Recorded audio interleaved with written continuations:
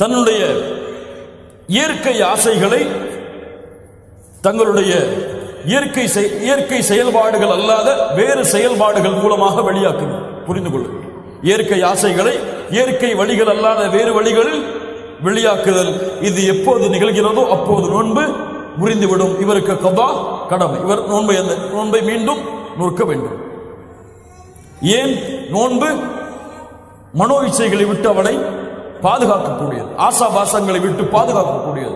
நாளை மறுமையிலே நோன்பும் குர்ஆனும் அவனுக்கு சாட்சி சொல்வதற்காக வரும். நோன்பு என்ன சொல்லும்? யா அல்லாஹ், உணவை தடுத்துக் கொண்டான், மனோ இச்சைகளை, ஆசாபாசங்களை, அசிங்கங்களை செய்வதிலிருந்து தன்னை தடுத்துக் கொண்டான் ரமதானுடைய மாதத்தில். அதனால் யா அல்லாஹ் இவருடைய சிபாரிசை அங்கீகரி. அல்லாஹ் குர்ஆன் நோன்புடைய சிபாரிசை அல்லாஹ் அங்கீகரிப்பான். இந்த நேரங்களில் மனைவியோடு கூடுதல் அல்லாத மற்ற செயல்பாடுகளை செய்யலாம். முத்தமிடுதல், அது போன்ற சாதாரண காரியங்களை மனைவியோடு செய்வது அனுமதிக்கப்பட்டது.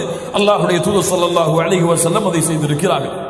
இந்த காலங்களில் ஒருவர் ஜுனூப் அடைகிறார், குளிப்பு கடமையாகக்கூடிய நிலைமையை இரவிலே அடைகிறார். ஆனால் இவர் இரவிலே அசந்து உறங்கி சஹரை அடைந்து விட்டார்.